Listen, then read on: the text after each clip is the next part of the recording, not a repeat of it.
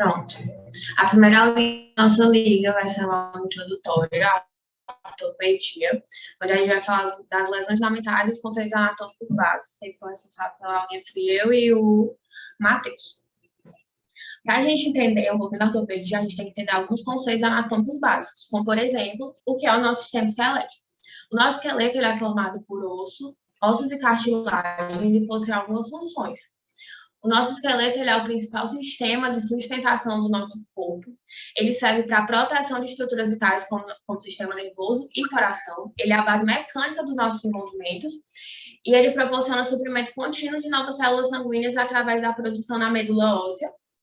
E também ele armazena alguns sais como cálcio e fosfato, que são muito importantes para o nosso metabolismo.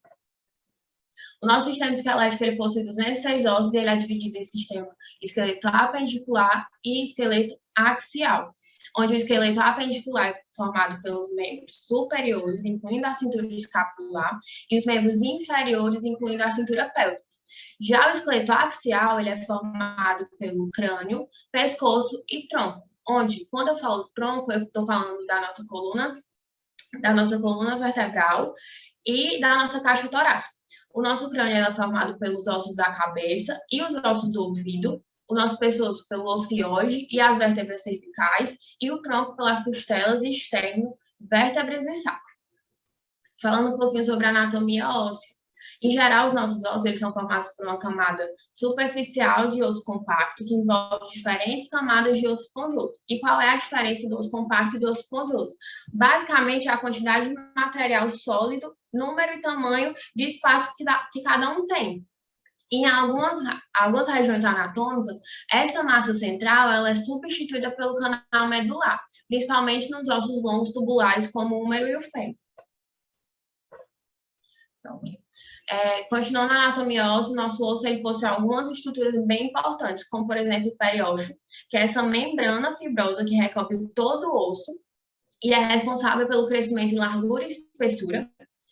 Os nervos periosteais que saem do periósteo, que conduzem as fibras de dor, a artéria nutrícia e a veia nutrícia, que elas irrigam a medula óssea, o osso esponjoso e partes profundas do osso compacto, e a artéria periosteal, que nutre a maior parte do osso compacto. Ou seja, se eu tirar esse periósteo do osso, o osso acaba morrendo porque ele fica sem a nutrição necessária. Os nossos ossos, eles têm uma classificação, ele é dividido em ossos longos, curtos, planos e irregulares e ossos sesamoides. Os ossos longos são aqueles ossos onde o comprimento supera todas as outras dimensões. Eles são ossos tubulares e os principais exemplos são o húmero e o fêmur. Os ossos curtos são aqueles ossos onde comprimento, altura e largura eles são praticamente iguais. Normalmente eles possuem um formato cuboide, que são principalmente os ossos do nosso carpo e do tarso. Já os ossos planos, eles são ossos finos e compactos e tem função de proteção, como o osso frontal do nosso crânio e o externo e a escápula. Já os ossos irregulares, eles não têm uma forma muito bem definida, que tem como exemplo as nossas vértebras e o osso ilíaco, e os ossos sesamoides são aqueles ossos que nascem e crescem dentro de tendões, que o principal representante é a patela. Pronto, passando para uma segunda parte. Para a gente entender alguns movimentos anatômicos, a gente precisa entender os planos anatômicos que o nosso corpo tem. Nós temos 3 principais planos anatômicos: o plano mediano ou sagital, que é o plano que vai dividir o nosso corpo em direita e esquerda. O plano frontal é o plano que vai dividir o nosso corpo em anterior e posterior. E o plano transversal é o plano que vai dividir o nosso corpo em superior e inferior. Começando pela flexão. A flexão é qualquer movimento que indica uma curvatura ou diminuição do ângulo entre duas articulações. Já a extensão é qualquer movimento que indica uma retificação ou aumento do ângulo entre duas articulações. Ou seja, na flexão eu vou ter uma diminuição do ângulo, na extensão eu vou ter um aumento ou retificação desse ângulo. Já a abdução é qualquer movimento que gere um afastamento do membro do plano mediano. E a adução é qualquer movimento que gere uma aproximação do plano mediano.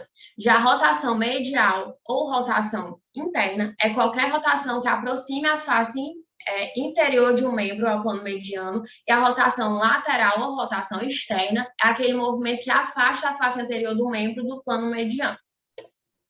E, por último, pronação, supinação, inversão e eversão.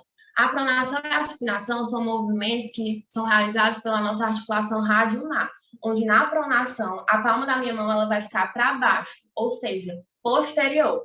E na supinação a palma da minha mão ela vai ficar para cima, ou seja, anterior. E a inversão e a eversão são movimentos realizados pelo nosso pé, onde na eversão, eu vou ter um afastamento da planta do pé do plano mediano, rodando lateralmente o meu pé, e na inversão, eu vou ter uma aproximação da planta do pé do plano mediano, rodando medialmente o meu pé, certo?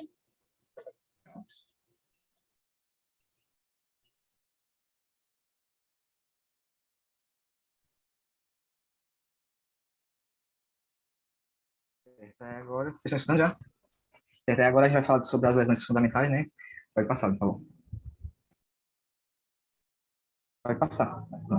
A gente vai começar pela fratura. Todo objeto, quando ele sofre alguma força, esse objeto ele pode ter uma deformação e sofrer uma certa uma deformação. Só que quando essa força causa uma deformação muito grande, esse objeto tende a quebrar. E é a mesma coisa que acontece no osso. Quando a gente é, quando o osso sofre uma força muito grande, causa uma deformação, vai ter a perda de sua continuidade e de sua integridade óssea. E quando o osso quebra, quando tem essa perda de integridade no osso, ele vai perder a sua capacidade de transmitir a carga durante o movimento e vai perder sua função. Na fratura, essa fratura pode ocorrer tanto por trauma direto, que é quando tem uma força diretamente no local, como por exemplo aqui na foto pelo Anderson Silva, onde ele deu um chute na perna do adversário e fraturou a tíbia, ou então um trauma indireto, por exemplo, uma pessoa cai com a mão espalmada, essa energia pode transmitir tanto para a região do cotovelo, então para a região da clavícula e causar uma fratura, ou seja, a força é gerada longe da fratura. Pode passar. Quando a gente tem uma fratura, a gente tem que classificar melhor essa fratura. Existem várias classificações. Por exemplo, uma classificação de isolamento de foco. A gente pode classificar se a fratura é aberta ou fechada. A fratura aberta é aquela que o foco tem comunicação com o meio externo. Não necessariamente precisa ter o osso exposto para ser considerado uma fratura exposta. Basta ter um foco comunicando com o meio externo. A gente também pode classificar o traço da fratura. Pode ser uma fratura simples, onde tem apenas um traço de fratura, comunicativa quando tem vários traços, ou seja, geralmente é causado em traumas de grande energia, ou então classificado também transverso e oblíquo. Outra classificação que pode existir também é se houve uma lesão total ou parcial da cortical. Pode passar. E como é que o paciente vai apresentar quando tiver uma fratura? Ele pode ter dor. Essa dor, geralmente, ela tem um aspecto de ficar até tem uma intensidade moderada quando o paciente está com o membro em repouso, e assim quando o membro ele é palpado ou ele é movido. Vai ter um aumento de edema, porque quando o osso sofre a fratura vai ter um sangramento, e também vai ter um processo inflamatório naquela região que tende a se estabilizar em até 6 horas. Você pode ter crepitações, que é quando um osso começa a encostar, se a fratura tiver um desvio muito grande, e também você vai ter uma mobilidade anormal daquela articulação ou da região onde teve a fratura. Pode passar. Em relação à entorse. A entorse é aquela lesão que popularmente é conhecida como a torção, né? Onde toda articulação ela tem uma capacidade de movimento. Quando esse movimento ele excede a amplitude normal, você pode ter uma lesão ligamentar e da cápsula articular que vai lesar essa torção. O tipo de entorse mais comum é geralmente no tornozelo, principalmente no esporte, por exemplo, pacientes ou atletas quando pulam, eles tendem a cair em falso e cair com o pé em inversão e lesionar o ligamento, tanto o fibro calcâneo, o ligamento tal fibro anterior, quanto o fibro calcâneo, são os mais comuns lesados. Pode passar. O paciente vai apresentar uma dificuldade de mobilizar aquela articulação, também vai ter um edema, a vermelhidão também vai ter um hematoma e alguns relatam que durante o momento da entorse, você escuta um estalido durante o trauma. Pode passar.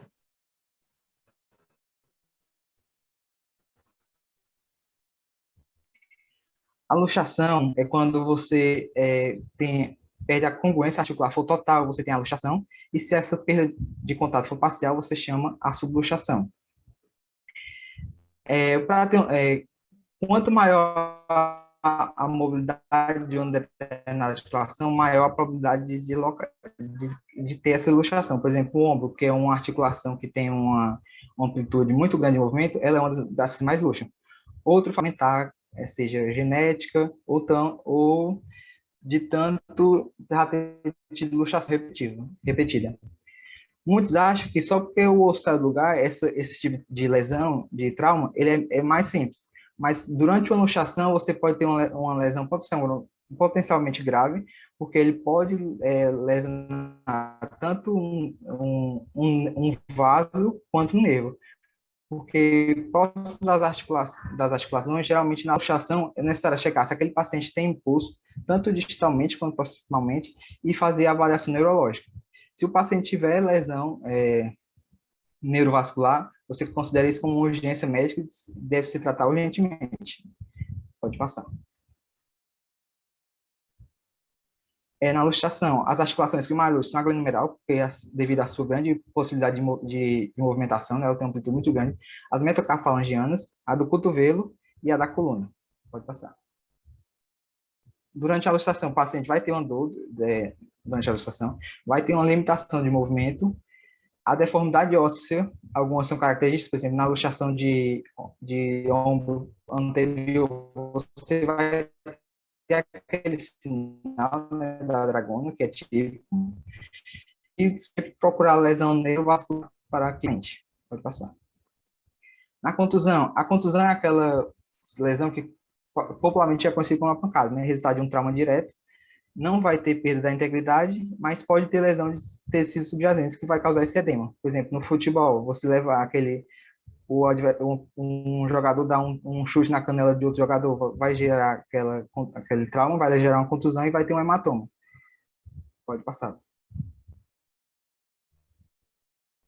Agora, em relação às lesões musculares, elas são extremamente frequentes no esporte, respondendo por cerca de 10 a 55% de todas as lesões, e muitas vezes até atrapalham a carreira do jogador, né? Elas podem ser classificadas tanto em lesões traumáticas e atraumáticas. Em traumática, a gente tem a contusão muscular, quando você tem um trauma direto naquela região do músculo, né?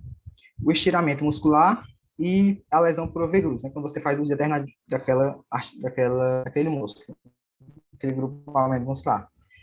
Pode passar.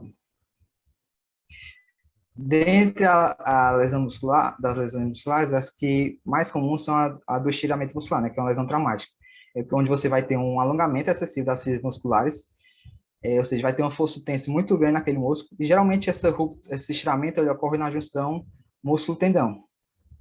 Os músculos mais comuns são os músculos posteriores da coxa, panturrilha e adutor da coxa. As causas para esse estiramento muscular são deficiência de flexibilidade, ou seja, o atleta não alonga muito bem antes da partida ou do treino e acaba causando isso. Desequilíbrios de força entre músculos de ações opostas, por exemplo, na academia, você fortalece muito bem o quadríceps e acaba esquecendo o posterior de coxa. Esse desbalanço pode facilitar o estiramento muscular. E técnicas incorretas de treinamento. E as lesões de estiramento muscular geralmente são classificadas em 3 graus, né, de 1 a 3. Geralmente, no primeiro grau, menos de 5% das fibras musculares são lesadas. No segundo grau, de 5% até 50%. E no terceiro grau, mais de 50%, podendo ter até lesão total do músculo. Pode passar. E essas foram as referências que a gente usou para essa aula. Se alguém tiver alguma dúvida.